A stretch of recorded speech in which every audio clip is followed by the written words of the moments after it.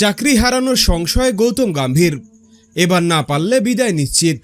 চলুন বিস্তারিত দেখে নেওয়া যাক।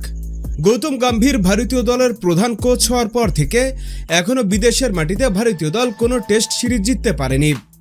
এখন পর্যন্ত অস্ট্রেলিয়ার মাটিতে গম্ভীরের অধীনে ভারত একটি জয়, একটি ড্র এবং 3টি পরাজয় বরণ করে নিয়েছে। ইংল্যান্ডের মাটিতে 2টা জয়, একটি ড্র এবং 2টা পরাজয় হয়েছে। আর চলমান শ্রীলঙ্কার বিপক্ষে এখন পর্যন্ত 1-0-তে এগিয়ে রয়েছে ভারত। অর্থাৎ বিদেশের মাটিতে গম্ভীরের অধীনে ভারতের পারফরমেন্স হতাশাজনক। আর এই জন্যই এবার গম্ভীরের কৌশল নিয়ে শুরু হয়েছে সমালোচনা। ভক্তদের দাবি একটাই, বিদেশের মাটিতে সিরিজ জিততে না পারলে বিবিএস লক্ষণের কাছে চাকরি ছেড়ে দেওয়া উচিত। যাই হোক, গৌতম গম্ভীরের সামনে কিন্তু এবার সবথেকে বড় সুযোগ। গল টেস্টে শ্রীলঙ্কার বিপক্ষে জয় তুলে নিয়ে ভারত এখন সিরিজ জয়ের দ্বার প্রান্তে।